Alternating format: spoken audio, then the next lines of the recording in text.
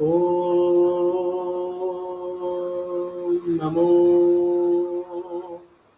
भगवते वासुदेवाय।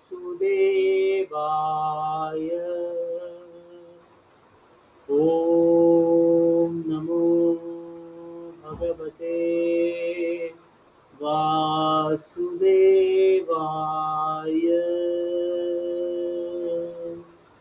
ॐ नमो भगवते वासुदेवाय।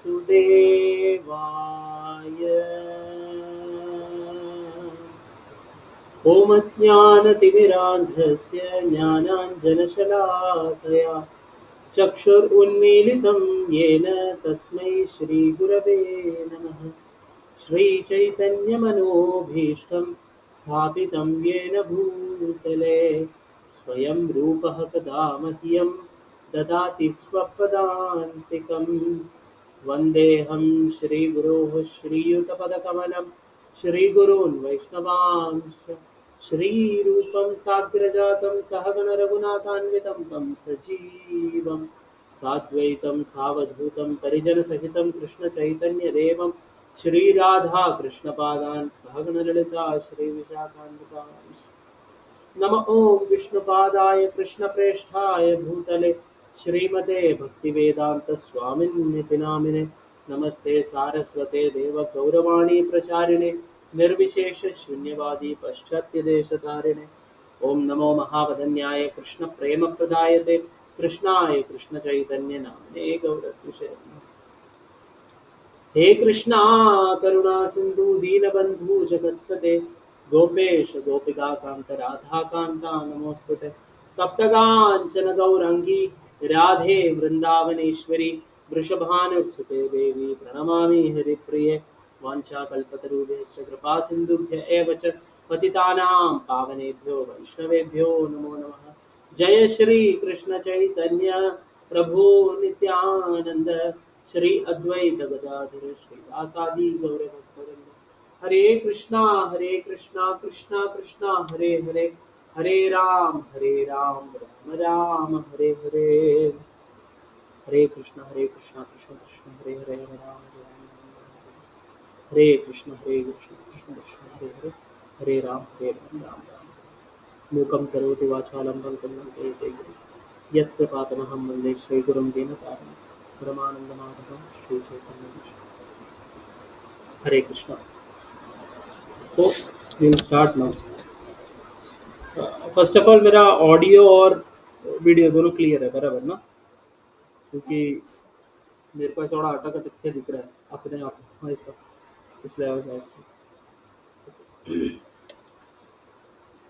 हाँ, so second, so change this. This problem. Now it's okay. Hare Krishna.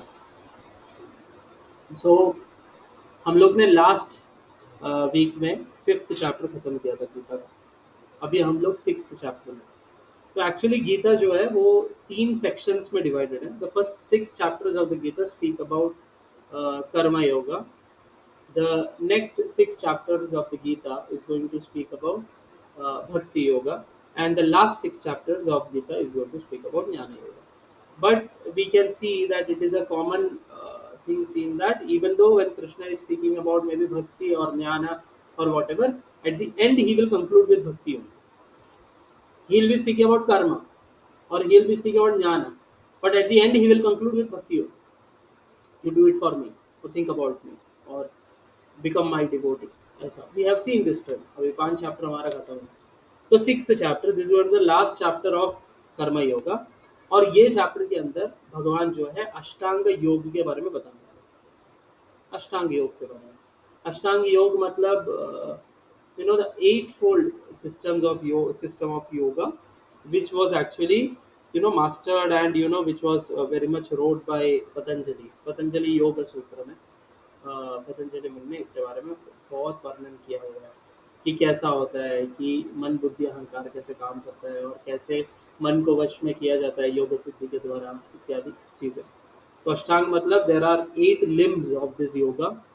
So starting from yama, niyama, and asana, then pranayama, pratyahara, and all those things, going up to dharana and samadhi. So uh, this is the eightfold system of yoga. We will discuss उसके बारे में थोड़ा depth में, but या तो ये chapter का link ऐसा होता है कि लास्ट टाइम हम लोग ने देखा था कि in between when Krishna was speaking about karma yoga, in between he spoke 2 verses on yoga, on ashtanga yoga, where he was telling that a yogi must sit in a very secluded place, and he should you know half close his eyes and stare at the tip of his nose. He should meditate in between his eyebrows. ये सारा चीज हम लोगों ने देखा. So that's where the root of this chapter begins. So from there, Krishna is now going to speak about Ashtanga Yoga. Why is he going to speak about Ashtanga Yoga? Because it is a very authentic way of realizing God, realizing our constitutional position. सो भगवान जो है, भगवान को जो realise करते हैं हम लोग, there are 3 stages of realisation of Bhagwan. There are 3 stages of realising who we are and who God is. The first and primary is Brahman realisation. जो ज्ञान योग से जो लोग ब्रह्मन को रियलाइज करते हैं ना, जो लोग especially the cult following Shankaracharya, they are actually jnanis, and they are Advaitites. They are known as non-dualists, as Swami Vivekananda, Ramakrishna Paramahansa, वो लोग सब वो lineage में आते हैं. तो you can see it is Brahman realization. It is a very generic understanding of God. In fact, it is actually, you know, trying to get out of this samsara, of this birth, death, old age, disease cycle, and going and becoming formless and getting merged into the effulgence coming from the body of the Lord, which is known as Brahma Jyoti. इसको Brahman realization बोलते हैं. Further, more advanced form of realization of God is Paramatma, realizing Paramatma, sitting within the heart of everyone. So it is a more personal form of the Lord, and we meditate on Him. And the basic idea is that the soul is sitting along with Paramatma. The only thing is the soul is not looking towards Paramatma. We are, through our body, mind, and intelligence, we are trying to perceive this world, and we are trying to enjoy this world. We are not, turning towards Parama, who is sitting there. He's a well-wisher of ours, and we will discuss some shlokas which actually from Srimad Bhagavatam, which describes how Paramatma looks, where he sits, and all this. We'll see that. So it is a second form of realization. So yogis realize Krishna as Paramatma. So Paramatma is a localized feature of Lord. Localized मतलब he is everywhere. In every atom, Paramatma is there. So if you see Paramatma features, actually हम लोग अगर describe करेंगे ना elaborately, so this material world is actually run by Paramatma only. Krishna directly does not take any, charge. Sometimes he comes, it sends. Yeah. Sometimes he comes to this world and plays leelas and all, so that everyone becomes attracted to him. But if you see, basically, Paramatma feature of the Lord is actually running this world. ये दुनिया को वो चलाते हैं, जिसके अंदर 3 main Vishnu तत्व आते हैं. एक कारण उदकशाय विष्णु, एक गर्भोदक्षाय विष्णु, और एक क्षीरोदक्षाय विष्णु. सो कारणोदक्षाय विष्णु वो विष्णु भगवान है जो कॉजल ओशन में रहते हैं. तो कॉजल ओशन मतलब कारण उदक, उदक मीन्स वाटर. सो कारण उदक means the causal ocean, the water of the causal existence. तो उसके अंदर भगवान महापुरुष, भौम पुरुष के रूप में विराजमान है. सहस्र शेष, हजारों हाथ और ऐसा एकदम वैसे भगवान वहां पे सोते हैं. और उसके बाद में जब भी वो एक्सेल करते हैं, वो समय पर उनका हर एक जो पोर है ना बॉडी का, उसके अंदर से अनेक अनंत कोटि ब्रह्मांड निकलना चालू होता है. एक एक पोर के अंदर से एक एक ब्रह्मांड निकलता है ऐसा. So some brahmanda, some universes are very big, huge brahmanda. Some are very small, some are of medium size. ऐसे अलग अलग अलग अलग ये निकलते हैं ब्रह्मा.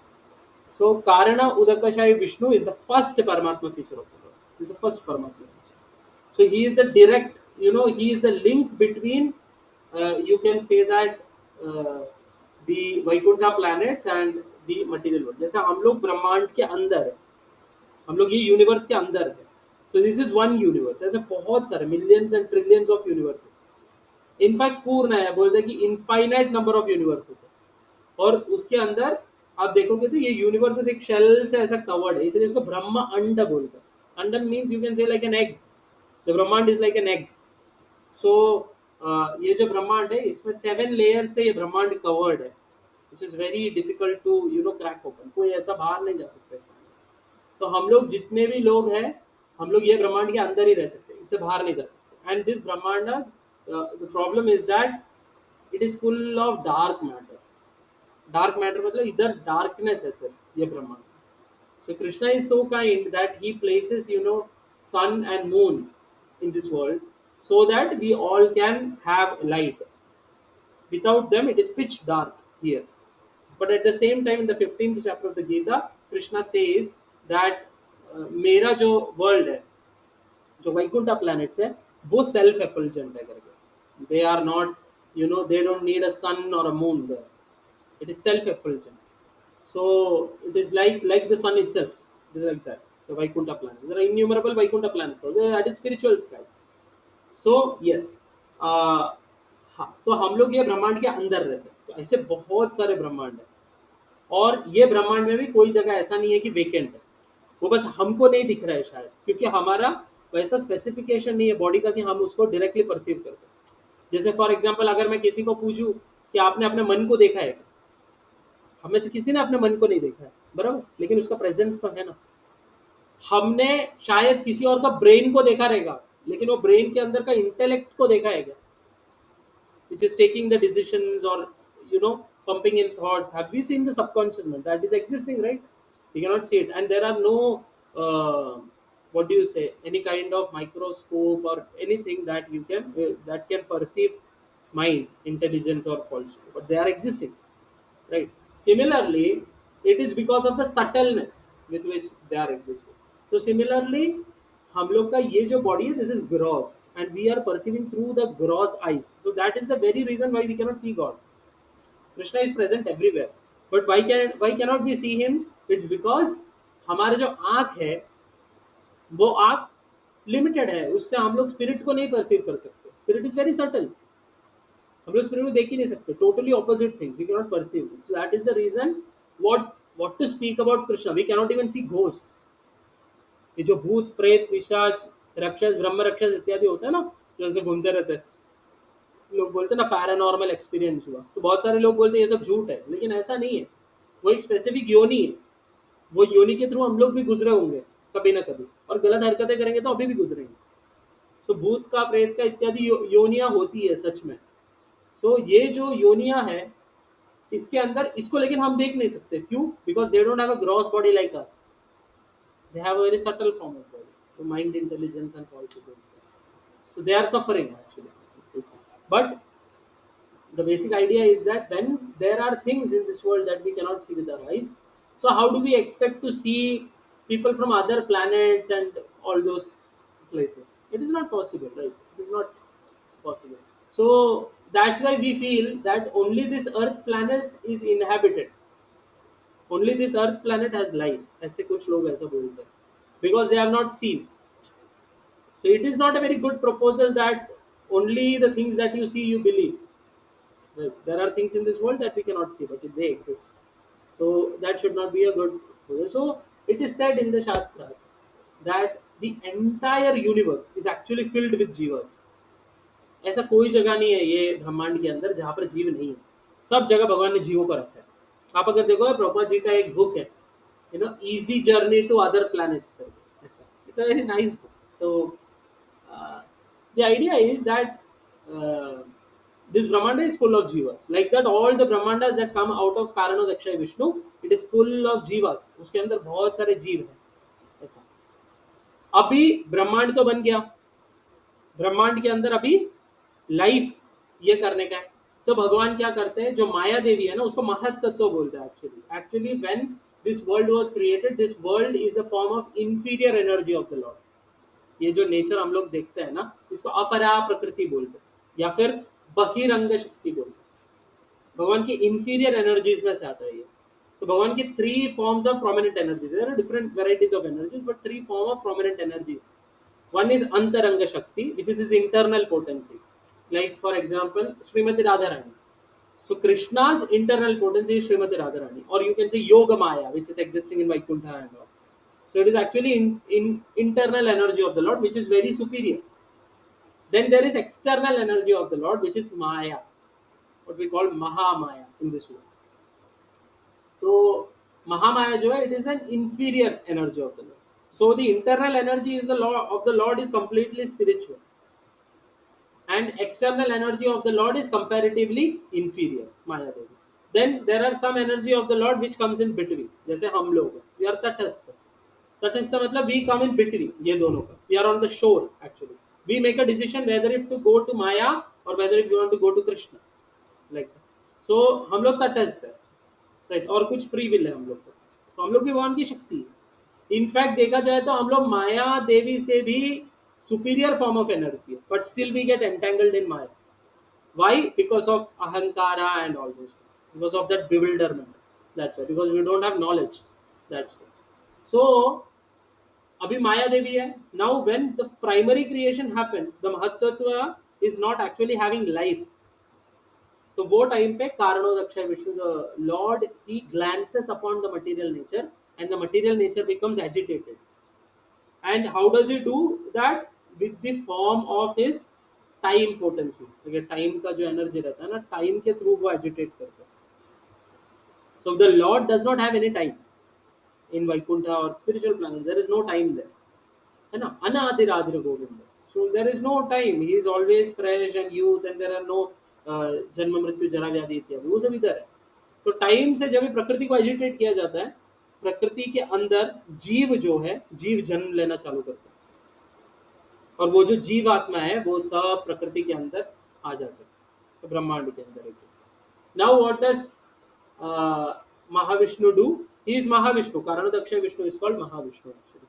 सो Mahavishnu expands and enters into each and every universe as Garbhodakshai Vishnu. Garbha Udaka Shai. Udaka means again sea, Garbha. Garbha Udaka Shai Vishnu. He goes and comes to the bottom of the universe and he lies there on the Garbhodaka. And when he lies there, the first created being of the universe, he comes out. From where? From his navel. From his navel a lotus comes out, और वो जो lotus है वो जब भी खुलता है तो उसके अंदर the first created being Brahma ji बैठते हैं वहां पर। And this lotus stem is where all the planetary systems are actually sustained from down to 7. There are 14 planetary systems, right? There are upper planetary systems which are swargas, and above that there are Dhruvaloka, Brahmaloka, Maharloka, ऐसा। Then middle planetary system जैसे हम लोग हैं, हम लोग middle planetary system में आते हैं। इसके नीचे lower planetary system आता है, और इसके नीचे hellish condition में आता है, 28 forms of hells आते हैं, ऐसा।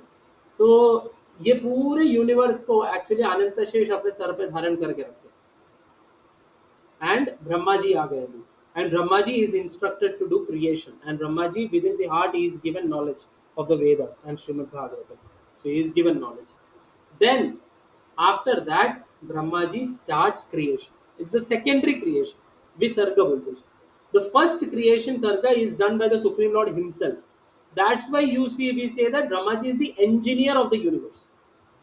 He is not the creator of the universe. It is a very wrong idea if you think that Brahmaji created the universe. No, Brahmaji is the engineer of the universe. He acts according to what his father Garbhodaksha Vishnu wishes. So that's how it happens. Then he starts creating the different types of lokas, and all the jivas and different forms of bodies and all those things he creates, and the jivas enter. Now you see, Krishna is so kind that the Garbhodakshay Vishnu further expands and he enters into each and every jiva's body, each and every atom of the universe as Kshirodakshay Vishnu. That Kshirodakshay Vishnu stays at Kshira Sagara. उनका एक abode भी है, ये universe के अंदर ही एक abode, उधर वो रहते हैं and he has expanded into the heart of everyone as Paramatma. Right? So there are actually three forms of Paramatma. So the Kshirodakshay Vishnu is the Paramatma in every jivas. Garbhodakshay Vishnu is the Paramatma of the entire universe. And Karanodakshay Vishnu is the Paramatma of the entire creation, Mahavishnu. Something they are different forms of Paramatmas. So the yogis they realize Paramatmas within their heart. वो परमात्मा को देखते हैं, है ना? यम ब्रह्मा वरुणेन्द्र रुद्रमरुत स्तुन्वन्ति दिव्यैस्तवैर् वेदै संगपदक्रमोपनिषदैर् गायन्ति यं सामगा ध्यान अवस्थित तद्गतेन मनसात् पश्यन्ति यं योगिनो यस्यान्तं न विदुस्सुरासुरगणा देवाय तस्मै। तो उसके अंदर बोलते हैं कि यस्या अंतम न विदुस्सुरासुर सॉरी यम ब्रह्मा वरुणेन्द्र रुद्रवंत सुनोति दिगेश्वर वेदे संगपद क्रमोपनिषद गायन्ति यं सामगा हाँ ध्यान अवस्थित गतेन मनसात् पश्यन्ति यं योगिनो. So the yogi is also he is searching for whom? He is searching for the supreme Lord. Where? Within his heart, who is seated as Paramatma. That is the idea. So this is the second feature of the Lord, Paramatma. Much more localized feature of the Lord. But this is not the complete truth about God. Some people think this is the complete truth about God. No, but this is not the complete truth. So the jnanis they believe that the complete truth about the Lord is oneness in Brahman. But actually, what is Brahman? It is actually the effulgent rays coming out of Krishna himself from the Vaikuntha planets. That is Brahmajyoti. And beyond Brahmajyoti, what is the understanding? What is the much more a great form of understanding is actually the Paramatma feature of the Lord. Wow, my Lord is so kind. He is sitting with me and he realizes the Paramatma, and it's a much more personal form, a much more detailed form of the Lord. Then comes the highest form of realization, which is actually a realization of Bhagavan. So Bhagavan actually stays out of the material realm only. So you see, there is Karano Daksha Vishnu, there is Karana Udaka, and all these things. After that, the realm of Brahmajyoti begins. After there is a nadi called Viraja Nadi, and after that, Brahmajyoti begins. The effulgent rays coming from, the Vaikuntha planets, innumerable Vaikuntha planets. So this Brahmajyoti realm, nobody can enter there. Like people like us cannot enter there. Why? Because we are Baddha Jivas. If anyone wants to go to the spiritual world, the first and primary condition is that we should get rid of this material nescience. We should get rid of our material, what do you say, desires, and to try to lord it over. क्योंकि पूरा thought process ही अलग है ना दोनों जगह पे. वहाँ पर everything is surrounded around the Lord. So you should be completely spiritualized before you can enter even Brahmajyoti. Then once you cross Brahmajyoti, where do you go? You go to the Vaikuntha planets. There are innumerable Vaikuntha planets, many Vaikuntha planets, and in which Lord Vishnu in different forms he is residing. Right? Some in some places Keshava, some Madhava, then as Madhusudana or Vasudeva, Pradyumna, Aniruddha, Janardhana, like that he is residing everywhere. Then he has four arms and he is very beautiful. He looks very nice, eternally youthful. There are many Lakshmi Devis also with him, accompanying him. There are many devotees with whom he is, doing leelas and all those things. And the uh, devotees there, they look at the Lord with awe and reverence. Like there are innumerable Vaikuntha planets, and in between Vaikuntha and Goloka Vrindavan comes actually Ayodhya. So Ayodhya is where Sri Ramachandra is there. So there is a very wrong conception about how avatars and all happen. Yes, indeed they are Vishnu Tattva, but avatar does not happen like how we think. It is like appearance and disappearance. That's why we can see that we don't say that it is a birthday of Krishna. No, it is actually the appearance day of Krishna, because Krishna was always there. He just appeared before us, like that. So even incarnation is a very it's not a completely right word to describe avatar. Why? Because avatar means divine descendants. They come down. Divine descendants. That's avatar. So they don't have flesh and blood like us. They are spirit souls. So they are supreme spirit, Parabrahman there. So there is Ayodhya planet also. There Sri Ramachandra is playing. There are different devotees with whom he reciprocates. And the highest planet in the realm of the spiritual world is Goloka Vrindavan, where Krishna himself is residing. So it is the highest. Why? Because there is Madhurya Prem there, and Krishna is the first original personality of God. Many people they have this conception that Krishna is an avatar of Vishnu because they have a wrong idea of avatars only. That is the major problem. लोगों का जो conception है ना अवतार को लेके वही wrong. वो लोग को ऐसा लगता है कि हाँ one fine day everybody comes and offers prayer, so Vishnu he converts himself or somebody gets out of him and becomes an avatar. ऐसा नहीं होता. They are divine descendants. They are always there. They just come down. It's like that. So it's a very transcendental. It's a very different topic actually. How avatars take place and all those. So Krishna is the supreme personality of Godhead. He is the first personality of Godhead, and that is the reason why, apart from all the avatars of Vishnu, all the avatars that Bhagavan has always do, Krishna stands apart. He's very different. In fact, sometimes very controversial for people.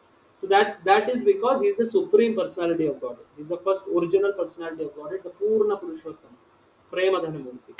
That is Krishna. So he's there in Golok Vrindavan. So the understanding of Bhagavan, that Bhagavan is so great and I want to go to Bhagavan and I want to serve him personally. It is the most complete form of realization in spiritual life. It is the most complete. The most complete form is not just becoming some nirakar and getting into the spark coming out of the rays from the Vaikuntha planet. No, the complete understanding is not even realizing Paramatma. The complete understanding is actually realizing Bhagavan and seeing him and serving him. And he reciprocates also accordingly. It's the most complete form. So when we are speaking about Ashtanga Yoga here, we are going to speak about the yogis who realize Paramatma feature. Okay. So this is basically the idea. But towards the end of the chapter, at the end of the chapter, Krishna only says that do bhakti yoga like that. Why? Because bhakti yoga is actually rendered to Bhagavan, and because it is rendered to Bhagavan, all the criteria, whatever we learn throughout the scriptures and everything, already gets satisfied there. That we saw so far how bhakti, it covers jnana and Ashtanga yoga and everything. So yes. So before getting into the chapter, I would like to give a very brief, like I want to tell a story. It is about a very great devotee of the Lord in a temple named Guruvayur. If you have ever heard Guruvayur, it's a very beautiful temple, Guruvayur. So Guruvayur is a very special temple where Krishna is there, and the Archa Vigraha there. It is said that it was actually revered and worshipped by Vasudev Maharaj, who is the father of Krishna in the Dwapara Yuga. So it is a very beautiful temple, and Krishna plays his leelas there. He's very normally, casually playing his leela there all day, every day. Now also, you can see many people they also post on YouTube their experiences with Krishna in Guruvayur. It's a temple which is in Kerala, district named Trishur. It's a very beautiful temple, Guruvayur. So there were many devotees in Guruvayur, ardent devotees in Guruvayur, like Poontanam, Kururamma, or Manjula, and Villamangalam, and Narayana Bhattadiri. There were many devotees, very great devotees of Guruvayur, and even Shankaracharya has some pastimes in Guruvayur. So a very beautiful form of the Lord in Guruvayur. He had a very ardent devotee. Her name was Kururamma. She is called Kururamma. Amma in Malayalam means mother. So just like in many other languages, Amma means mother only. This is coming from the Sanskrit word Amba.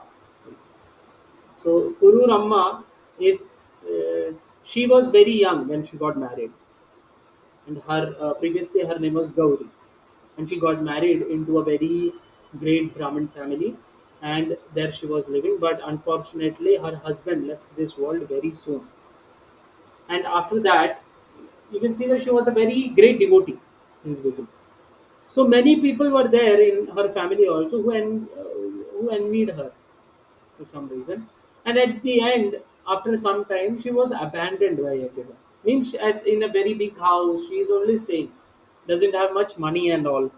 but she is very rich from inside because she is always drinking, the nectar of the holy names of Krishna. That's it. She's always doing Nama Sankirtan and a very ardent devotee of Krishna. So there was a family, who were there. They were very close, like that. A couple. So they used to serve Pururam. She was like that. She was getting old now, like that. But after all, she was getting old, but still, she she was just feeling ananda because of that relationship with Krishna. There are many stories of Kurunamma. One among them is how Krishna reciprocates with her. So, one of the stories is that one day Kurunamma went to Guruvayur temple. So, at those days, it is very ancient, very old story. So, in those days, there were, it was pitch dark and forest and all were there. Right? Not much of deforestation was happening. So, Pururama, when she was going back to home at night, she was coming back from Guruvayur temple and she was trying to go to home. At that point, she went astray into the forest.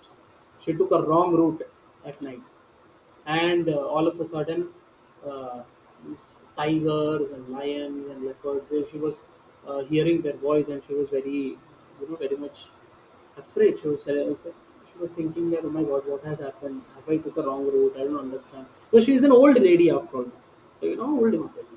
So Kurrama was there, and all of a sudden, a little young boy. He was going along with his cows and all. He was going home, and he saw Kurrama, and he told her that, "Arey, what happened, Amma? I think you have come to a wrong place. You know, you took a wrong turn, maybe. But if you go straight, then you are going to find tigers there. So don't go." So what did he do? He just caught hold of her hands and he took her to her home. Okay. By the time it was already raining and the boy was entirely wet. And when she went inside, so Purrama asked him that, "What do you want?" Ask something in return. So he said that, "I don't want anything. What would I need? I'm going. I have everything." So Kurama was telling me, "No, no, don't do this." So Kurama, we should find here that it's very interesting. Kurama herself is not very rich, but you see, she has this tendency of giving to him. Why she has this tendency? Because that is the nature of a devotee. A devotee always wants everybody else to be happy. He wants to serve everyone else. A devotee is not a person who wants respect from others or who want riches from others, who is very crooked and envious. No, Vaishnavas are not like that. Vaishnavas are very simple-hearted, and whatever they have, they want to give it to others. Vaishnavas are like that. So Kurramma, being a great Vaishnavi, so she is also like that only. So she was telling that, no, no, no, no, you take something, then go. So at that point, that boy said that, okay, I'm already wet. If there is some nice, dry cloth, it would be very nice. I could wear that and go. So I have to reach Pune, do so like that. And Kurama said, yeah, why not? And she took her own cloth and she was tearing it and giving it.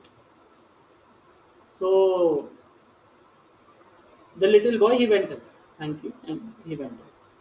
The next day in early morning, there is, like we call here in the north, we call it Mangala Arati. The first darshan of the Lord. He just woke up. He's not even ready, not even in Shrimla. So we see him. That is called Mangala Arati. As early as 4:30 in the temples. So in Guruvayur, in Kerala, it is called Nirmalya Darshanam. Nirmalya Darshanam means it's the first darshan of the Lord. The time Pujari enters into the temple, at that point only you can also take darshan of the Lord. So he was sleeping and now he has woke up. He is not ready and all, but he is giving darshan. The first darshan, it is considered very auspicious. So Kurrama, the next morning she went for Nirmalya Darshanam. So when she went for Nirmalya Darshanam and she was standing and everybody was there. So everybody was calling him Guruvayurappa. So Krishna is called Guruvayurappa. So we can say that many of the Malayalis, if you see, they'll not say, "Oh Krishna," they'll say, "Oh Guruvayurappa." So we can understand that they are Malayalis. So everybody was calling out, "Oh Guruvayurappa, Krishna," and they were chanting the holy names and all. And all of a sudden, the altar was open, and when the altar was open, the nice small feet of the Lord was seen. Like a little child, he was standing, very soft, like a lotus flower. It's a very beautiful, his lotus feet with very nice nails on them. His nails look like, it's like full moon. It looks like that. His toes, it is reddish, and he has a bluish hue on him, and all those things. So this is actually Bhavartha. So we can see that. So Guru Ayappan is looking very beautiful. He's a little boy, and coming upwards, his face is very beautiful. Always smiling. He's always smiling and looking with love on his devotees. And there is, a peacock feather on him, and a tulsi mala, and all those things. He's looking very beautiful. But to the shock of Kurrama, she's seeing that, to the shock of Kurrama and even the pujaris there. The pujaris there saw that this is not the cloth that we had, offered him last night. Hey, this is not the cloth. From where did this cloth come? Where did he went at night? And to the surprise of Kurrama, she is seeing that it is the same cloth that she had given to that boy who came to her rescue.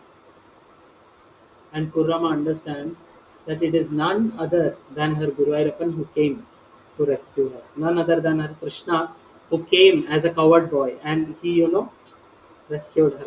So Krishna is like that, always reciprocating with his devotees. And Purnama, she cried and she was ecstatic and all those things. She came back home.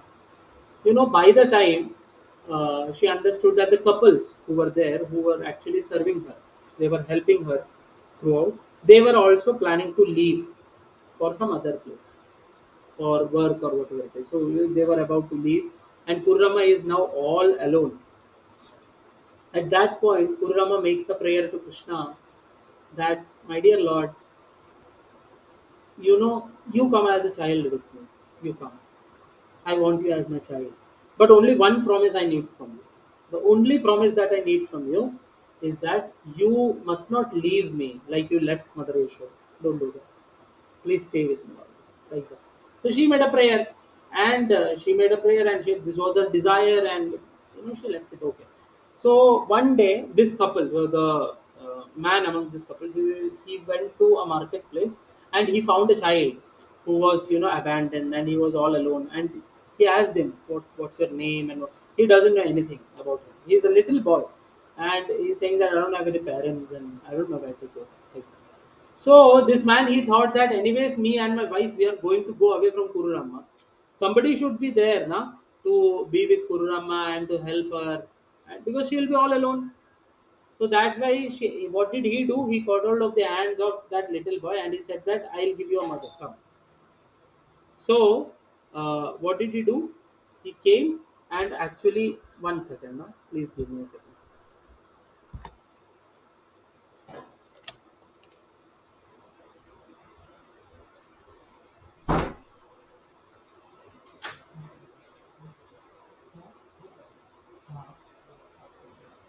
कल आ सकते हो आप अभी mummy यहाँ कोई नहीं है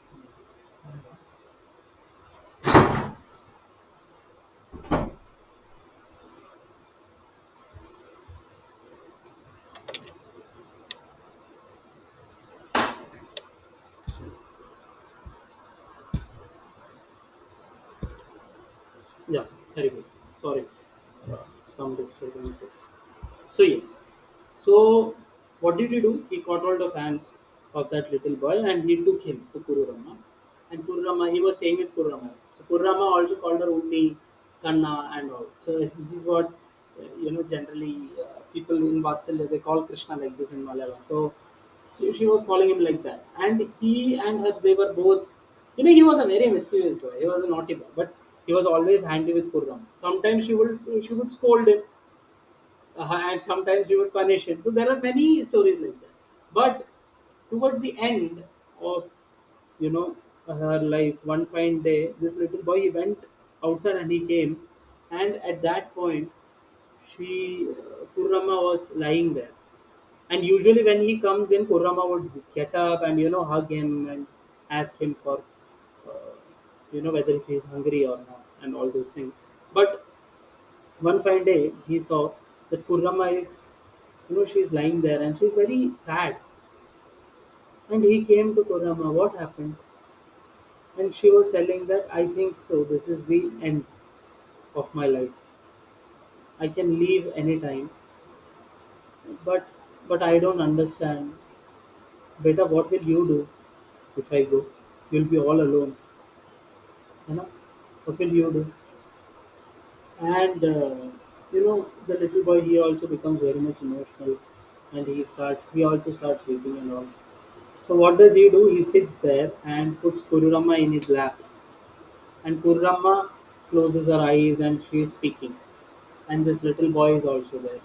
So then after that, Kururama opens her eyes up and she sees that the Supreme Lord is sitting there as a little boy, and the bluish hue and the beautiful, he has a makara kuntalam and a kaustuba jewel, and curly locks of hair which is bluish in in and a raised nose like a sesame flower, reddish lips like a bimba fruit, then a beautiful shining, kapolam, uh, cheeks. He has very shiny cheeks, actually.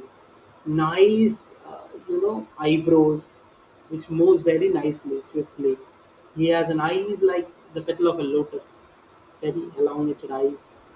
And he's looking at Kurrama and he is smiling. And Kurrama starts weeping and she says that, my dear Lord, you were here all this while. And sometimes I would scold you, and sometimes I would beat you, and sometimes I would bind you somewhere, and all these things as if you are my child, and you are here serving me all this while. I am supposed to serve you. You were serving me. I never knew this, my lord. I am so sorry. And Krishna embraces her. He's a little boy and he's embracing her. And he says, no, no, this is what I love. You wanted me as a child, so be it. I wanted you as my mother. That's why I came. You don't weep. I don't like my mother weeping. And he embraces her and he takes her back to Vaikuntha. They go back to the spiritual world. And Kurrama goes back forever. So we see in this story that the reciprocation that is happening between the Lord and his devotees. This is the most beautiful thing, which cannot be experienced by a Brahman realized personality or a person even looking at the Paramatma all the time. No, this is not the Ananda that you get. Krishna coming as a little baby in front of you, or maybe Krishna acting like a lover in front of you, or Krishna acting like a sakha, a friend in front of you. This is Madhurya Leelas. This is very beautiful. And this is not something that even the residents of Vaikuntha have access to. Lakshmi Devi is also doing penances since ages outside Vrindavan because she wants to enter into the Rasa Mandali in Vrindavan. That is the status of the gopis, that is the status of Gopas, that is the status of Yashoda Maya and Nanda Baba. And we see that it is not just restricted to Vrindavan. Moraman Vrindavan. Wherever you think of Braj is there, Vrindavan is there. And Krishna will come and reciprocate with you.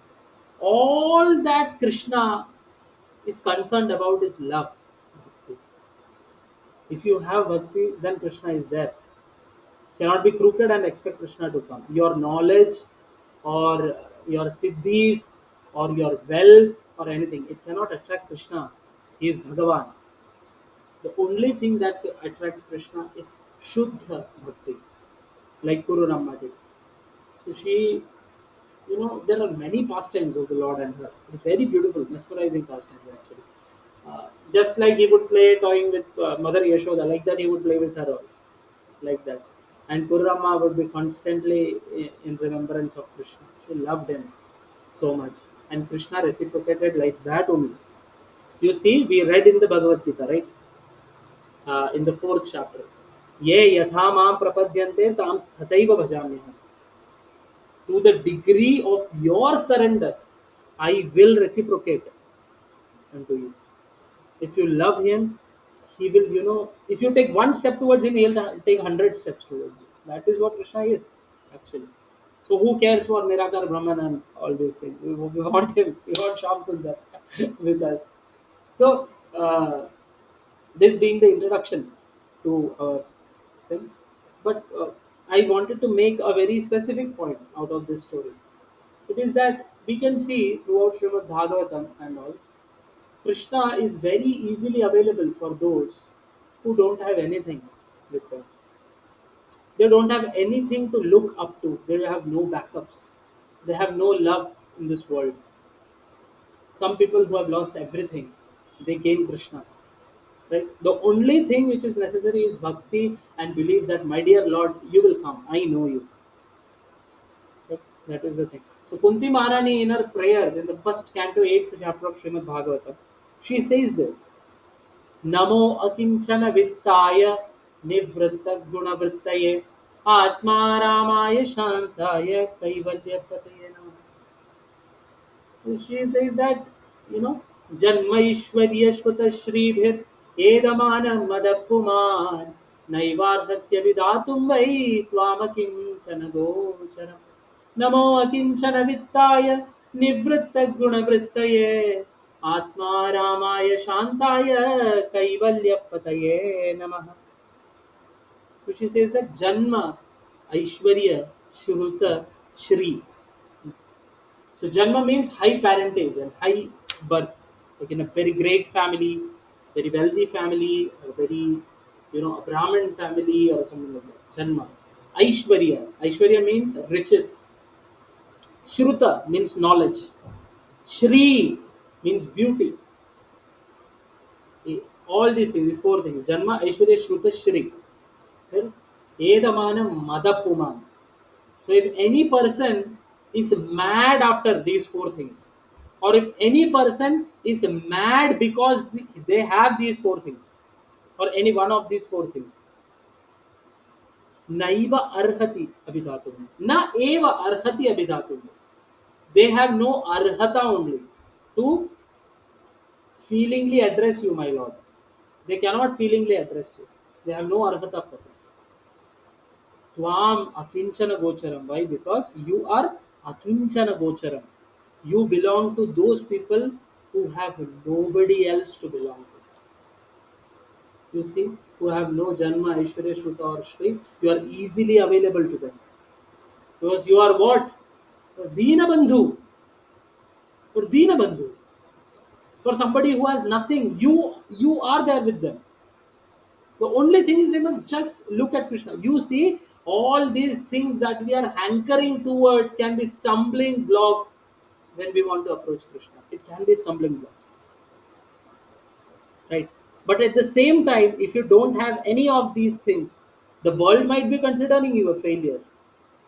The world might be, thinking that, oh, ये कुछ काम का नहीं है. It's a failure and all these things. But Krishna, he will embrace you. Because that is not what he looks up to. He's only looking up to the pure, unalloyed devotion that you have for him. That is what Krishna is looking for. And again, Gurjivani says, Namo Akinchana Vittaya.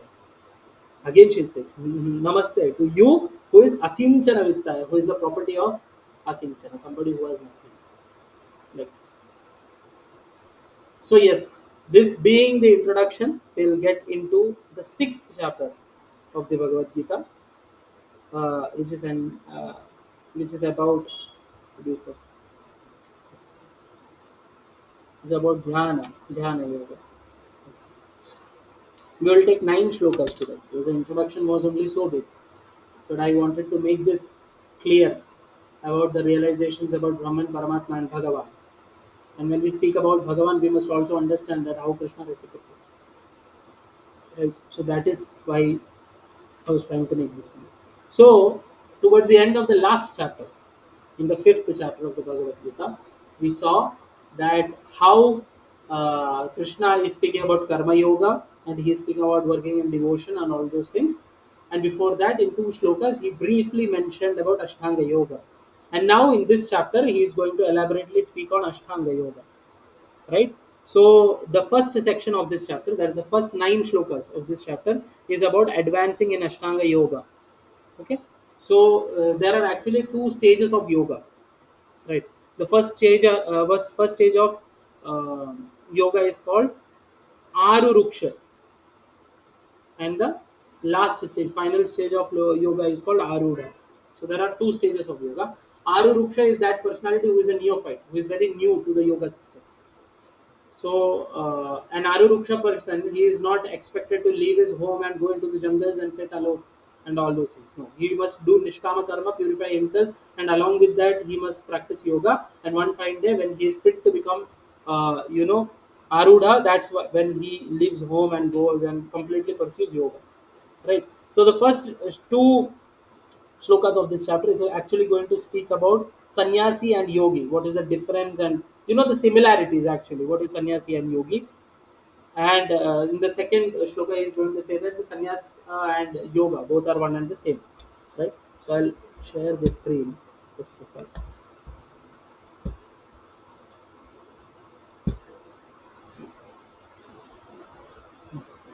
Sixth chapter, first verse. श्रीभगवानुवाच अनाश्रितः कर्मफलं कार्यं कर्म करोति यः स सन्न्यासी च योगी च न निर् न निरग्निर्न चाक्रियः. Okay? So Shri Bhagavan Uvacha, Bhagavan, the Supreme Personality of Godhead spoke. He said, okay, अनाश्रितः, आश्रित नहीं होकर, अनाश्रित किस पर, कर्म फलम, अपने कर्मों के फल के ऊपर, which means that devoid of the कर्म फल, which means that you abandon the results of your activities. That is what it means. Without taking shelter of the karma phalam, the fruitive results coming from the action. कार्यम कर्म करोति यह, करोति मतलब करना, ठीक है. कार्यम कर्म करोति यह means to do karma because it is your duty to do the karma. That's why you are doing the karma. You are not doing the karma because you are attached or you are taking shelter of the karma phalam. No, you should do karma as a matter of duty. Karyam karma karoti yah. You have to do karma. Okay, so these two lines, from this only you can understand that this is speaking about what nishkama karma that we were speaking all this while to the fifth chapter of the Gita. Okay, sa sannyasi cha yogi cha. So that person is what? He is a sannyasi and a yogi. Okay, na niragnir na cha akriyah. Not that person who niragnir, who does not light up the fire for sacrifice, or not that person who is not doing anything. वो लोग नहीं है सन्यासी, ऐसा बोल रहे. Normally लोगों को ये सन्यासी को लेके कॉन्सेप्शन रहता है कि सबको छोड़ के जो भाग जाते हैं वो सन्यासी है. बट भगवान यहाँ पे बोल रहे हैं नहीं, सन्यासी और योगी वो एक ही है, बराबर.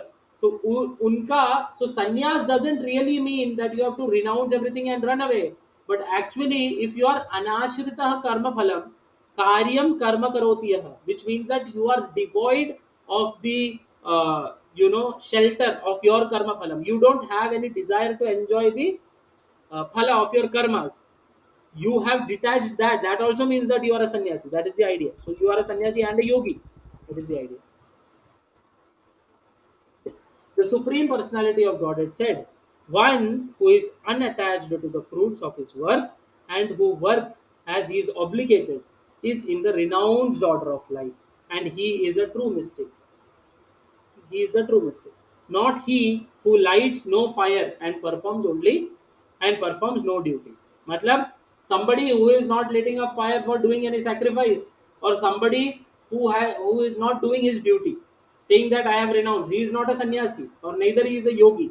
Who is a yogi and a sannyasi? He is that person who is unattached to the fruits of his work, and who works as he is obligated is in the renounced order. So that person is considered to be renounced, not that person who runs away from everything. So here you see Krishna is building up a bridge between sannyasa and yoga. You can see Ashtanga yoga और संन्यास के बीच में भगवान एक ये कर रहे हैं. What do you say? He is making a bridge. So here he quotes from the Shikshashtakam of Sriman Chaitanya Mahaprabhu, where he says this: "Na dhanam, na janam, na sundarim, kavitam va jagadish kamaye, mama janmani janmani shware bhavata bhakti rahetu kitvai." That I don't want na dhanam, मेरे को पैसा नहीं चाहिए.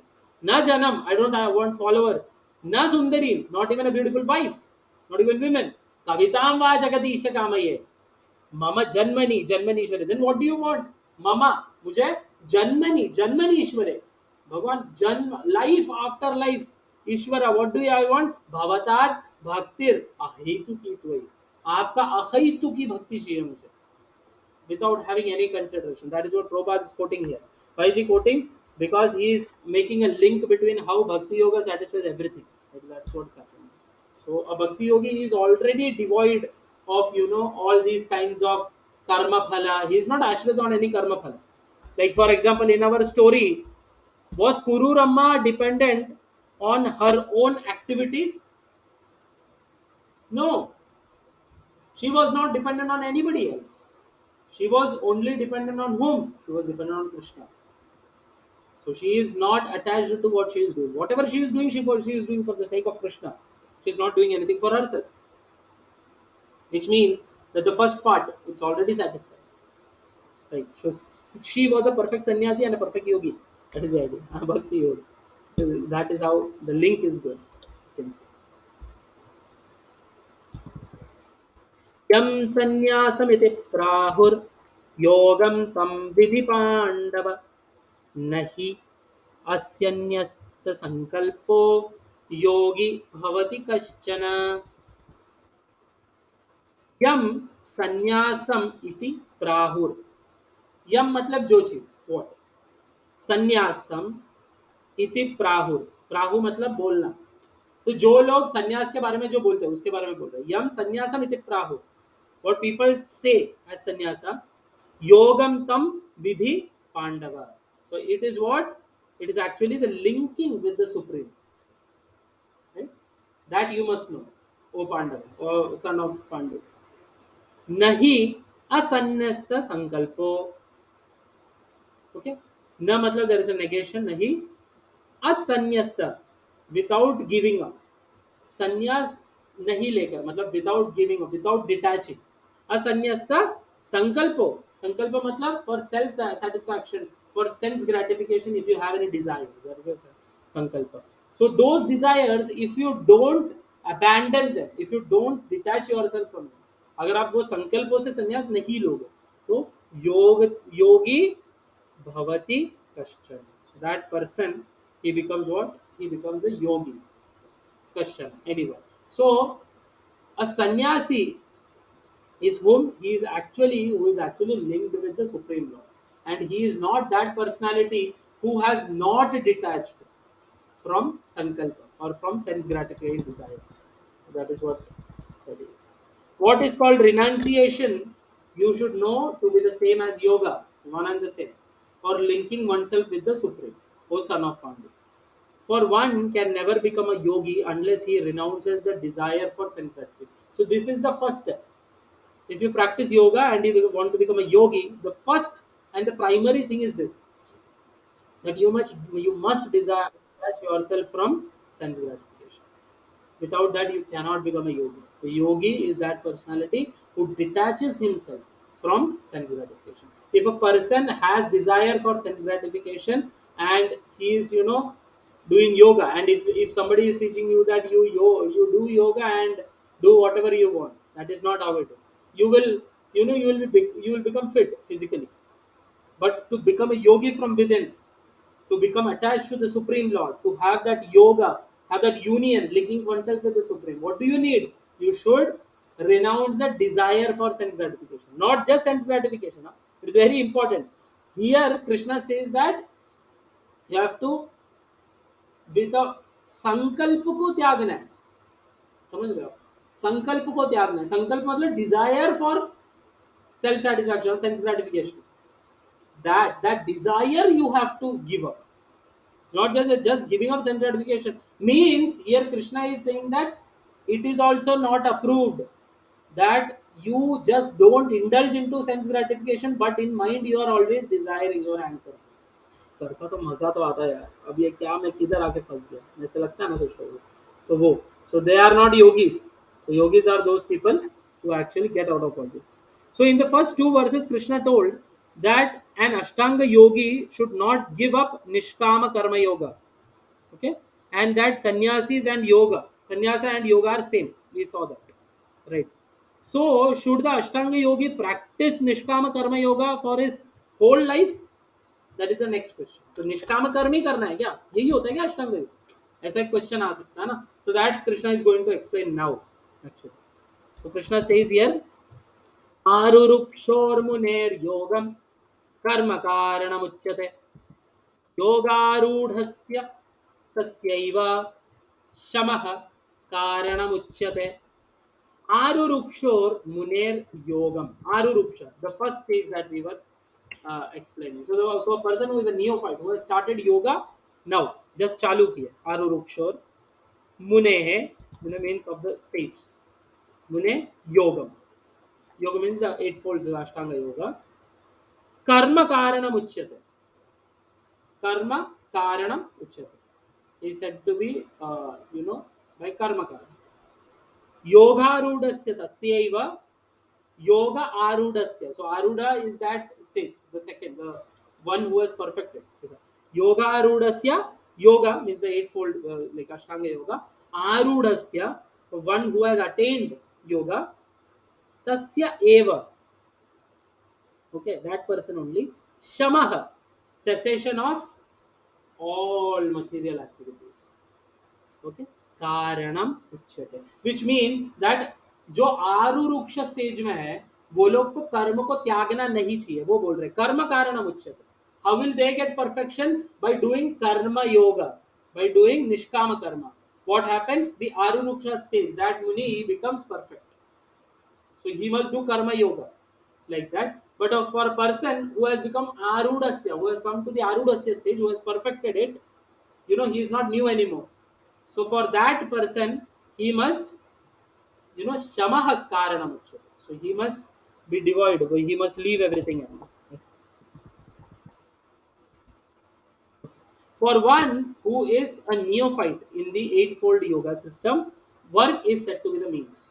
And for one who is already elevated in yoga, cessation of all material activities is said to be the means. So उसका मतलब यह है कि जो वैराग्य और रिनंसिएशन होता है ना, वो भी ऐसा नहीं है कि एक दिन अचानक से उठ के तुम कर सकते हो. क्योंकि भगवान आगे जो बताने वाले हैं ना, एक टाइम के बाद नहीं, इवन अर्जुन को भी इम्प्रैक्टिकल लगने लगता है, specially in the age of Kaliyuga. It is impractical. We can see that when he says about the standard of the yoga, what is the practice, and all those things, and he speaks. So that's when you understand that बाप रे ये कैसे करेंगे, हम लोग ने तो कुछ और ही सोचा था. So here Krishna, now he is going to speak about, in the third verse he has already given an introduction that for a person who is in the beginning stage what he must do, and for the person who is in the later stages who has perfected, what he must do. He must leave everything and go ahead. That's what he said. So now we can see the two levels of Ashtanga Yoga here. यदा हि नेन्द्रियार्थेषु न इंद्रियार्थेषु, यदा हि न इंद्रियार्थेषु न कर्मस्व अनुसज्जते सर्वसंकल्प संन्यासी योगारूढ़स्तदोच्यते. So now he is saying that who is a yogarudha. That's what he is saying that a person is said to be elevated in yoga when he, having renounced all material desires, he neither acts for sense gratification nor engages in fruitive activities. So who is a yogi? ये क्या ही definition है, आप सोचो. आधे से ज्यादा जो योगा वाले लोग हैं ना, वो इसके अंदर ही फंस जाएंगे. बहुत सारे जो लोग हैं who are nowadays making a brand out of yoga, but still they are not saying. So Krishna is giving you the authentic thing here. What is the right mood and what is, how do you achieve it?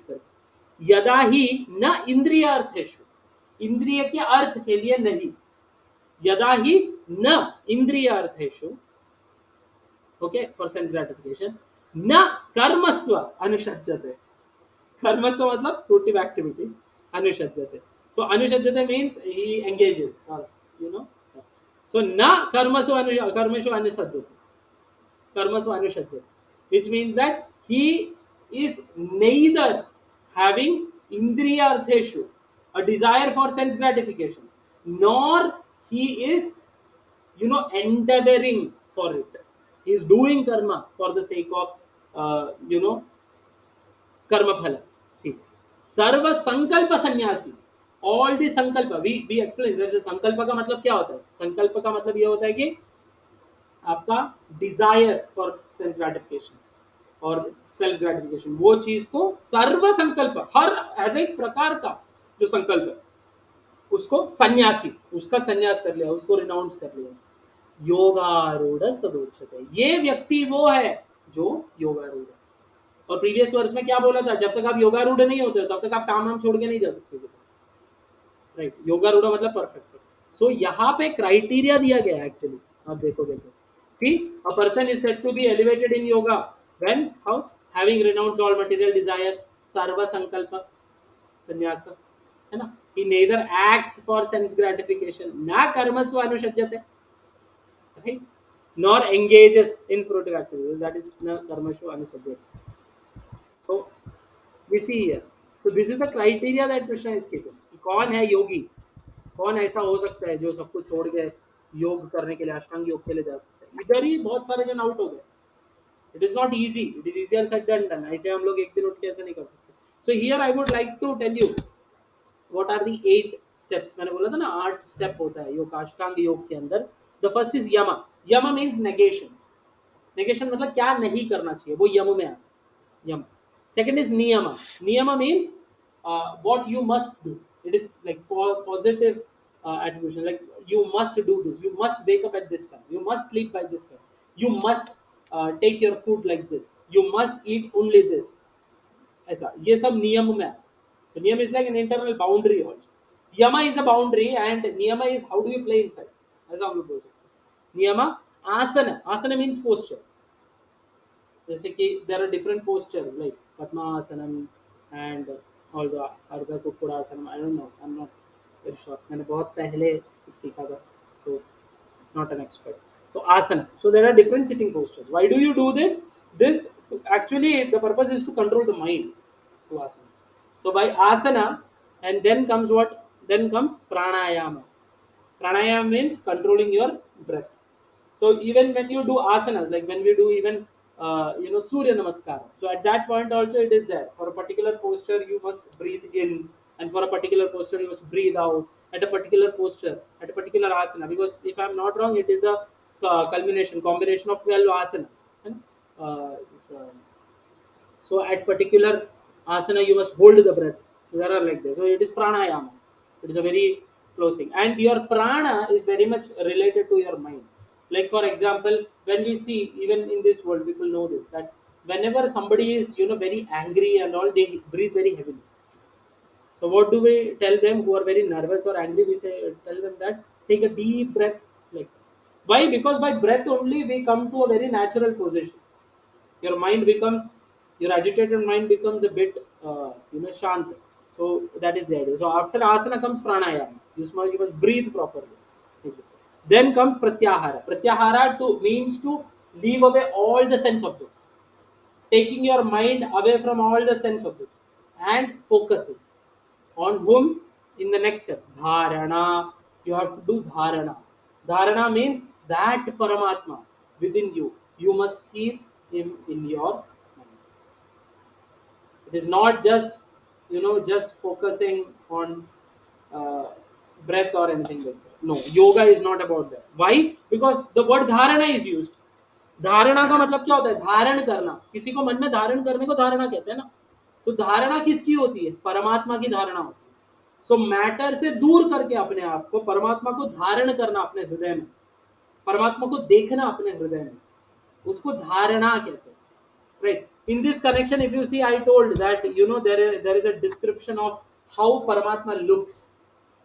It comes in the second canto, second chapter of Srimad Bhagavad, where Shukadev Goswami is speaking about yogis and the Ashtanga yoga system, where he speaks about Paramatma. केचित् स्वदेहान्तर्हृदयावस्थाशे प्रदेशमात्रं पुरुषं वसन्तम् भुजं कञ्जरथाङ्ग चतुर्भुजं कञ्जरथाङ्ग शङ्ख गदाधरं धारणया स्मरन्ति. So here, Shukadev Goswami is saying that what actually the yogis are meditating on. What is the yogi is mentioning about? Swadehantar. मतलब खुद के देह के अंदर. स्वदेहांतर अंतः स्वदेहांतः हृदयावकाशे, in the space of hridaya, where the hridaya, that pradesha. Okay, pradesha matram purusham vasantam, there is the personality of godhead who is staying there, vasantam. Chaturbhujam, he has four hands, beautiful four hands, arms are there. Chaturbhujam. Kanja means a lotus. Rathanga, Ratha means a chariot, and Rathanga means a wheel of a chariot. So in one hand he has a lotus, one hand he has a Ratha Anga, which means a wheel of a chariot. Shankha, in one hand he has a Shankha, and in one hand he has Gada. Gadadharam Dharanaya Smaranti. The word comes Dharanaya. Shukadev Goswami says here, you see the link in Patanjali's Yoga Sutra. Patanjali is also speaking about Dharana. He speaks specifically about Dharana, and here Shukadev Goswami is also speaking about Dharana. Dharanaya Smaranti. So you must meditate upon him and do Dharana of him, conceiving in that way. Right? Such a beautiful shloka. So where is he there? So where are the yogis experiencing him? Dehantara, inside their body. Where? Hridayavakashe prakasham pradesha matram. So in the place which is near to the heart, it is in the heart, they are finding him. Who is there? Purusham Vasantam, he is staying there. And how does he look? He has Chaturbhujam, four hands, and what is there in his hands? One is Kancha, lotus. Then there is Rathanga, which is a chariot wheel. Then he has a Shankha, which is a conch shell, and he has a Gada, which is a mace, you know, and he is Dharam. So this form of the Lord must be put as a Dharana. Dharanaya Smaranti. One should remember as a Dharana. A beautiful verse. Okay, now he'll go into the depth, how he is looking and how he is smiling and everything. Prasannavatram nalinayate kshanam kadambakinjalkapishangabasanam lasan maharatna hiranmayangadam spuram maharatna kirita kundalam. Now he's elaborating. How does he look? Says that Prasanna Vaktram, his face, his mouth. Vaktram means mouth. Prasanna Vaktram. He's always, his mouth is looking as if he's always happy. Prasanna, expresses happiness. Like he is smiling. Prasanna Vaktram Nalinaya Tekshanam. Tekshanam means, his eyes. So Nalinaya Tekshanam means it's like a Nalina Ayana. So it is like Nalinayata means a petal of a lotus flower, which is spread as a, which is elaborate like along the lotus flower stretches. Like that his eyes are there. Nalinaya Tekshanam. Kadamba Kinjalka Pishanga Vasanam.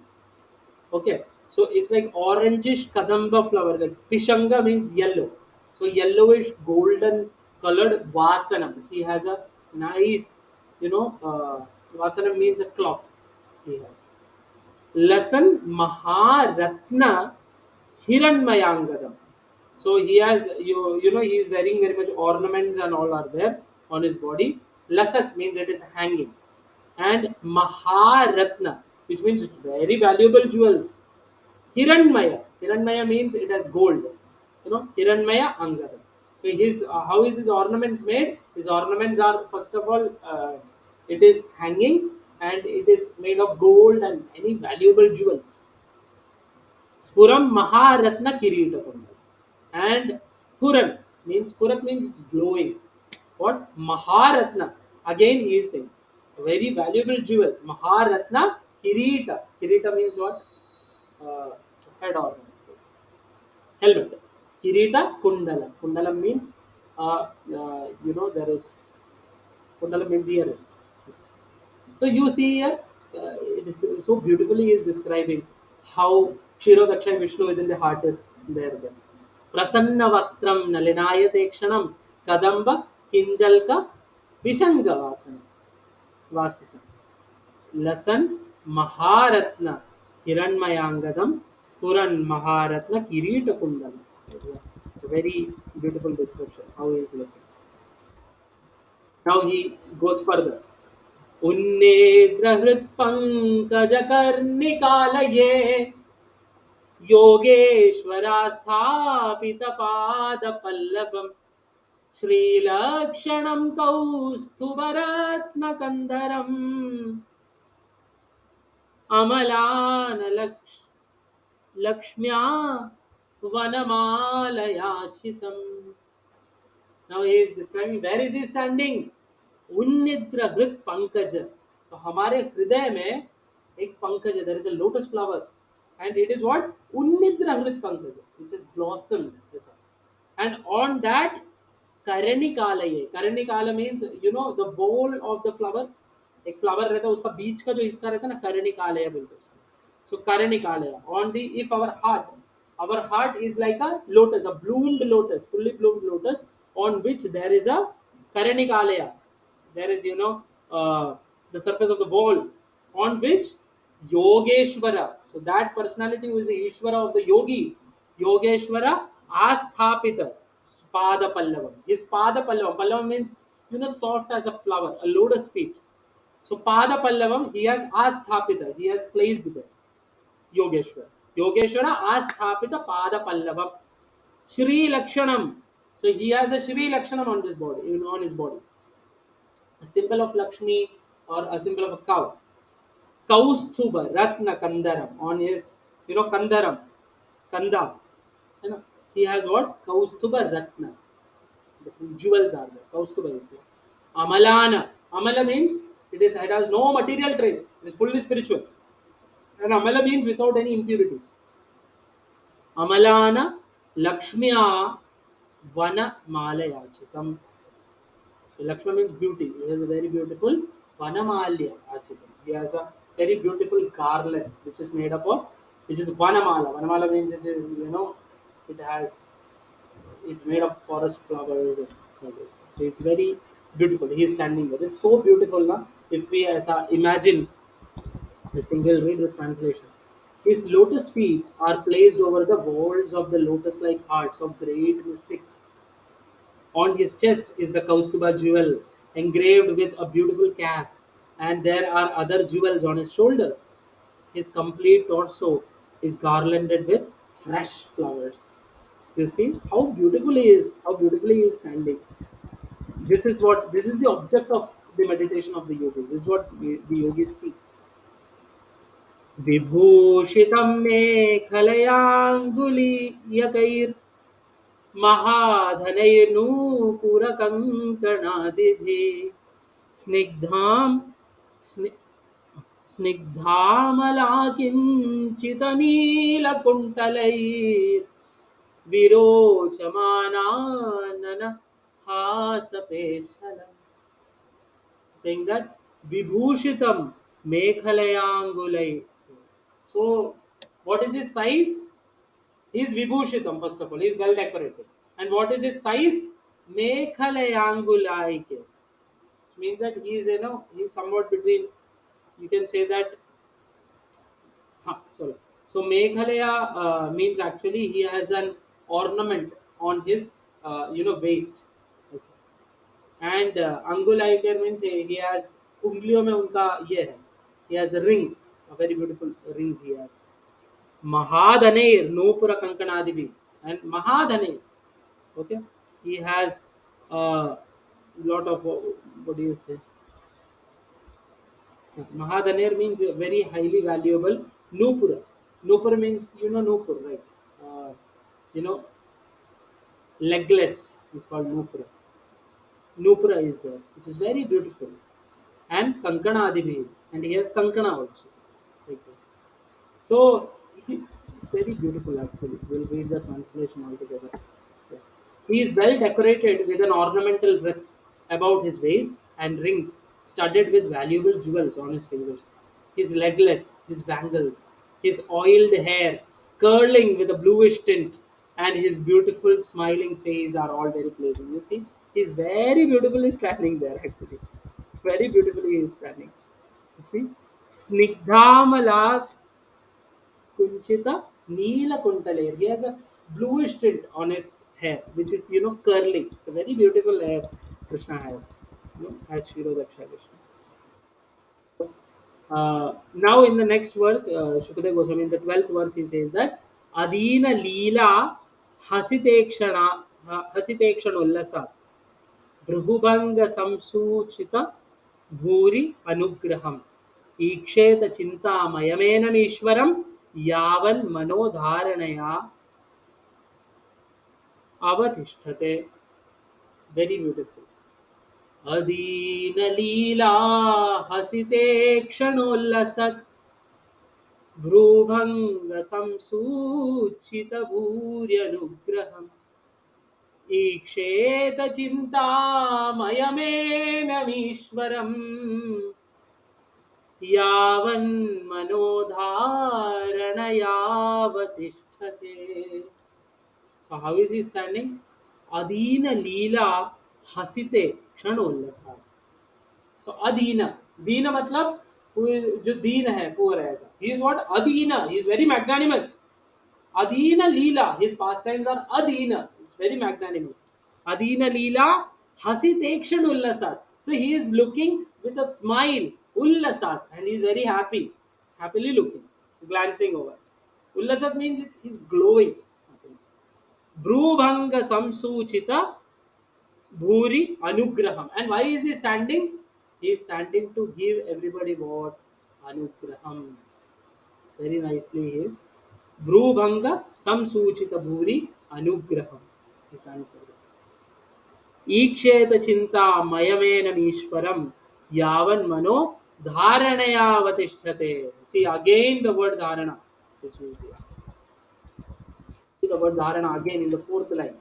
So here what Sukadeva Goswami is saying, the Lord's magnanimous pastimes and the glowing glancing of his smiling face are all indications of his extensive benedictions. Right? It itself is a benediction that he is looking at you and having magnanimous pastimes to attract you, and he is looking at you with his glowing face and he is smiling. That itself is indication of what? Extensive benedictions. Anugraham. One must therefore concentrate on this transcendental form of the Lord as long as the mind can be fixed on Him by meditation. जब तक मन की चीज के ऊपर धारणा में bye meditation अगर रुकता है तो तब तक आपको किसको देखना चाहिए? सिर्फ उनको, ये भगवान को आपको देखना चाहिए. This is the definition of योग. दिस इज व्हाट धारणा मीन्स. अदीन लीला हसिते क्षणोल्लसत् भ्रूभंग संसूचित भूर्यनुग्रहम् ईक्षेत चिंतामयमेनमीश्वरम् यावन् मनोधारणयावतिष्ठते. यावन मनो, जब तक मन धारणा में अवस्थित है तब तक आपको इनको ही देखना चाहिए. The yogis they look at him only. It is so beautiful, na? This is what actually means by dharana, the seventh stage. What we must do dharana, and once we do dharana, the final stage is samadhi. You completely get absorbed in the trance, looking at the supreme Lord. So it is very important actually. We must know that what is the purpose and what are we actually up to, right? So that's why I thought that I will take that section from Bhagavatam and I will read it out for you, so that you can understand what actually dharana means here. Right? Many times people they get misled by all these things. That, oh no, you can think of whatever you want. No, it is not like that. Shastras are very clear about it. Shukadeva Goswami has told what you have to do, and even Patanjali in his Yoga Sutras he writes this about dharana and all these things. He writes about the personality of Godhead. He never approves an idea of a yogi becoming one with the Brahman. No. So you can see in the purports of this chapter, you can see that Prabhupada has quoted from the Patanjali Yoga Sutras also, where he says that see what Patanjali is saying, like that. We must not be, cheated by people who are trying to cheat us and steal away something. I don't know, for their maybe their reputation or nice followers or money. Sometimes people tend to cheat others by portraying a very wrong picture or something which is not right. So we show that the what are the eight limbs of the yoga, and from that mainly what is the object of dharan that we saw from Srimad Bhagavad. Right? Now the issue is that all these things you have to do. Asana, pranayama, pratyahara, and all these things, what is the most important, which has to give, which has to take side with you to be, so that you can be perfect in all these endeavors, is your mind. So mind control and detachment from sense objects are the requirements to come to the yoga ruda stage. So if you want to come to the yoga ruda, the perfection of yoga stage, two things are very important. One thing is mind control, and the second thing is like getting away from detachment from sense gratification. Krishna describes the importance of mind control and thus discourages Arjuna, indicating the impracticality of this path. So there is a follow. You see. Now Krishna is going to describe how the mind should be of a yogi. We'll take four more shlokas and then we'll wind up. उद्धरेदात्मनात्मानं नात्मानम् अवसादयेत् आत्मैव हि आत्मनो बन्धोर् आत्मैव रिपुरात्मनः. See, bandhu means a relative, right, a friend, and ripu means a dushman. Dushman ko an enemy is a ripu. So uddhared atman atmanam. So here atma, like Krishna is using fun also here. So here atma has two meanings throughout. Actually three meanings in fact. One atma is actually self, the spirit soul, that is atma. The second atma means mind. Yeah, two meanings. So uddhared atmana atmanam, the first verse is saying. So uddhared, first line is saying uddhared means one must deliver. What आत्मना, क्या चीज से, आत्मा से, क्या है ये आत्मा का मतलब मन से, मन से ही हमको सोल को, हमारा जो आत्मा है, हमारा जो the very self of ours, we should deliver them with the help of our mind. न आत्मानम अवसादयेत. So if you don't do that, न आत्मानम अवसादयेत. अवसादयेत मतलब we should not put our self into degradation. हम लोग को अपने आप को ही डिग्रेडेशन में नहीं डालना चाहिए. We have to elevate ourself. How do we elevate ourself? With the help of atma only, which is mind. With the help of mind we have to elevate ourself. We should never degrade ourself. आत्म एव ही आत्मनो बंधु. आत्म एव means the mind itself is what? The atmano bandhu is the friend of the spirit soul, is the friend of the atma, the self.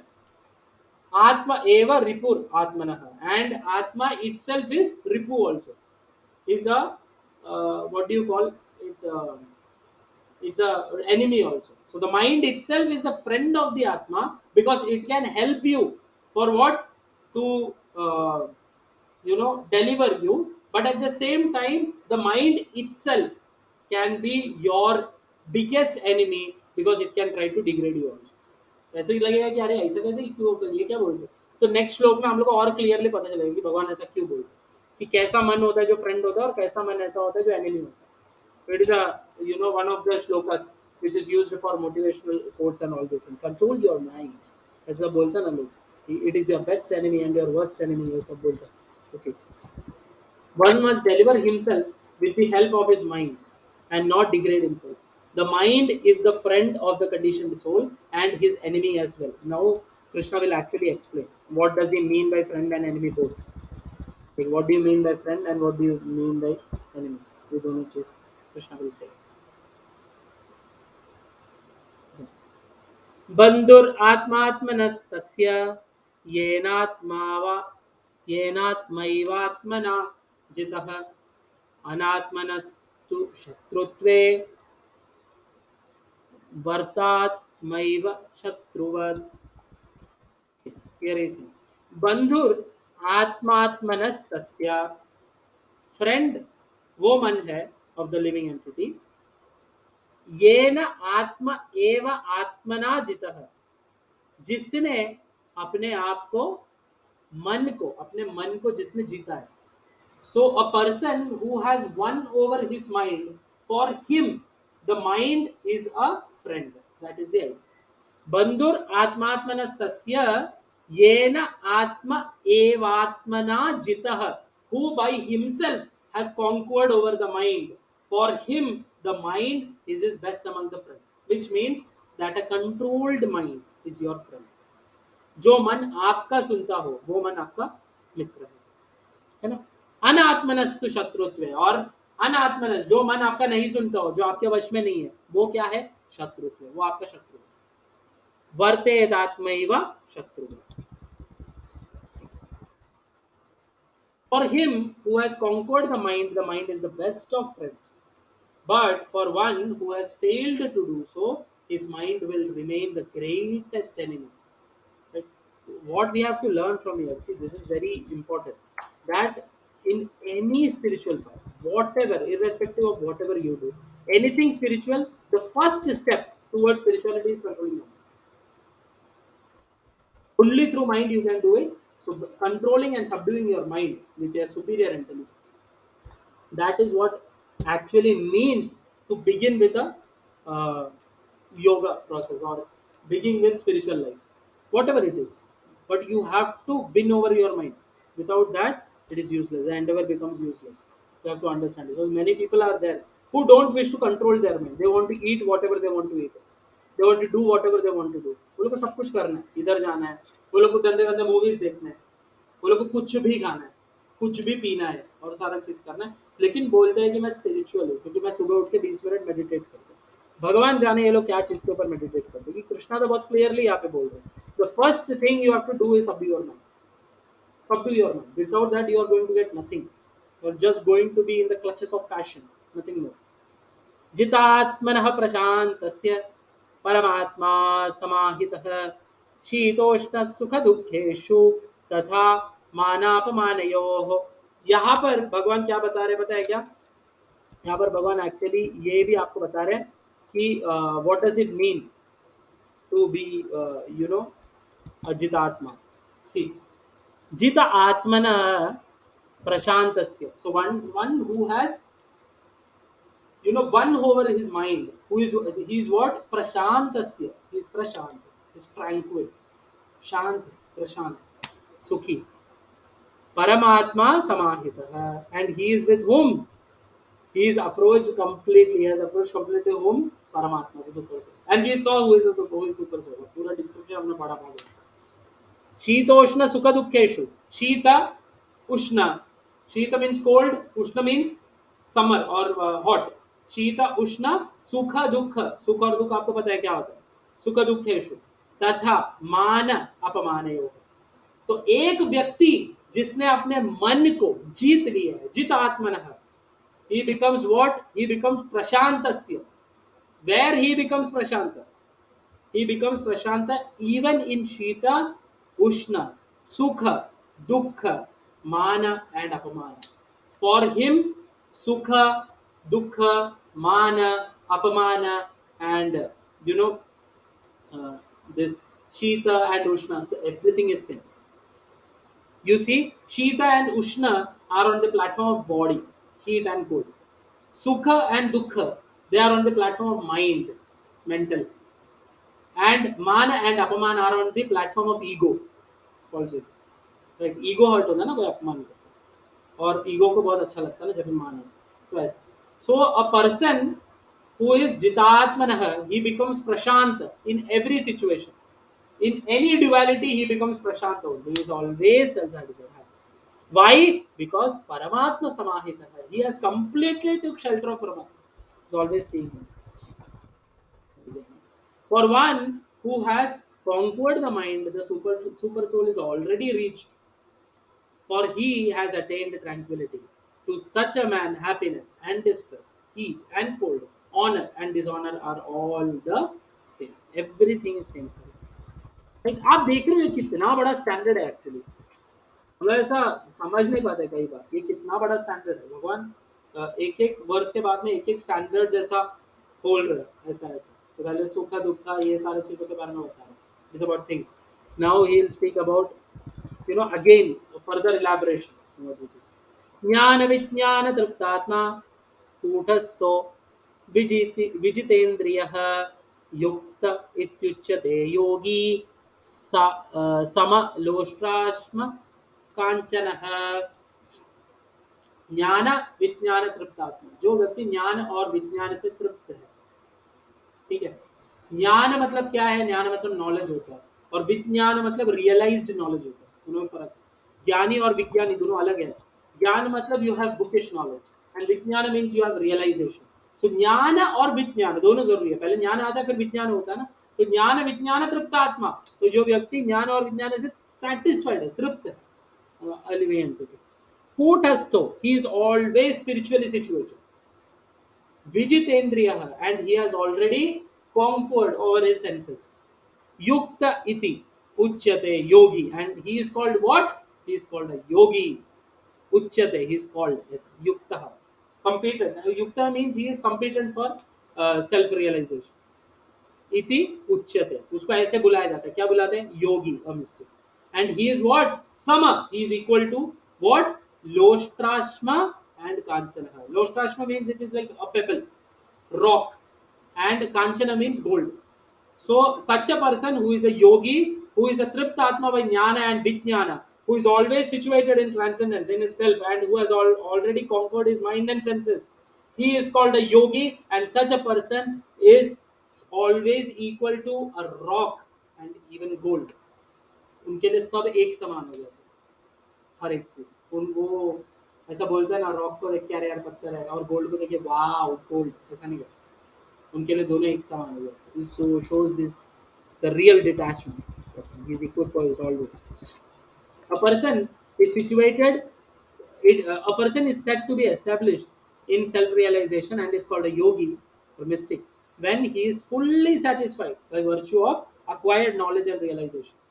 Such a person is situated in transcendence and is self-controlled. Self-controlled. He sees everything, whether it be pebbles, stones, or gold, as the same. You see, क्या standard है जो भगवान बोल रहे हैं कि self realisation की आपको क्या स्टैंडर्ड की जरूरत है सेल्फ रियलाइजेशन के लिए, वो बता रहे हैं भगवान यहाँ पे कि क्या है.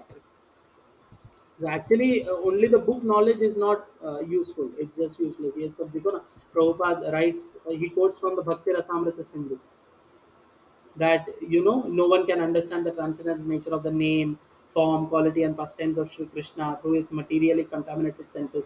Only when one becomes spiritually saturated by transcendental service to the Lord are the transcendental name, form, quality, and pastimes of the Lord revealed to him.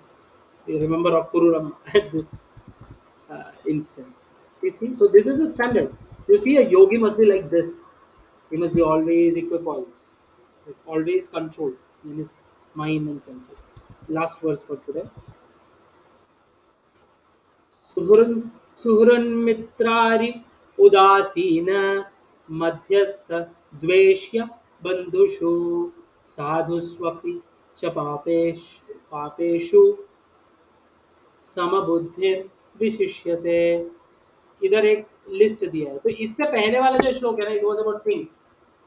Like in things, he does not make any distinction. For him, everything, a stone, a pebble, and a gold, everything is same. So here, he is going a further step ahead, Krishna, and he is saying about people here. So Suhran Mitra Ari Udasina. So he is Suhran. So he is a Suhrit. Matlab, he is a well-wisher. He has a good heart for everyone.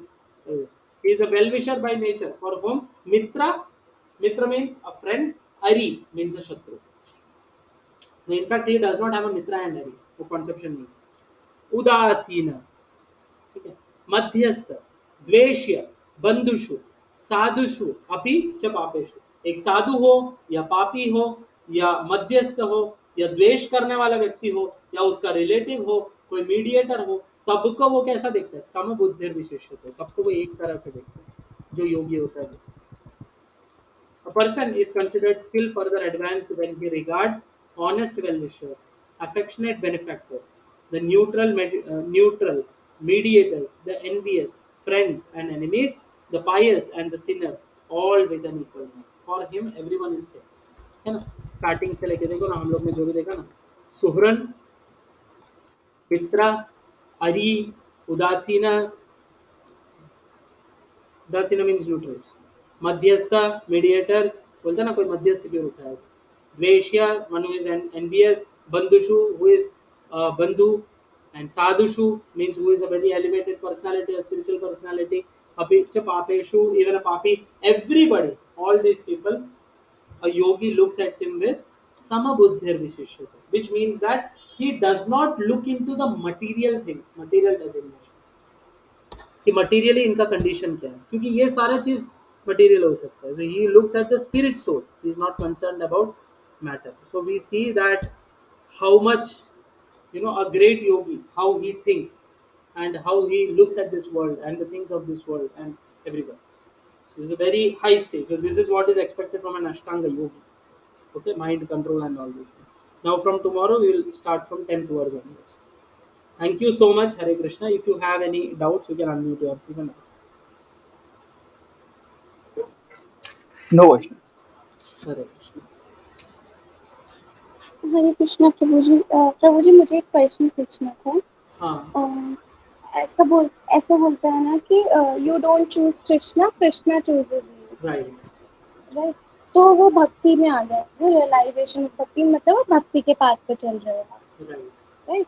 तो Right. बाकी के जो दो realisation के वे हैं, ब्राह्मण और परमात्मा को जो रियलाइज करते हैं, तो वो लोग मतलब कैसे चूज करते हैं? वो लोग खुद उनकी पर्सनालिटी के हिसाब से वो मतलब उस रास्ते पे जाते हैं, या फिर मतलब उसको क्या ऐसा होता है कि वो वाले रास्ते चूज करते हैं? Hmm. उनके संस्कार होते हैं वैसे, मतलब क्या होता है?